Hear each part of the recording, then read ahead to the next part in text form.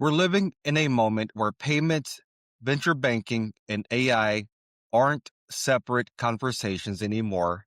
They're converging. And when systems converge, power shifts.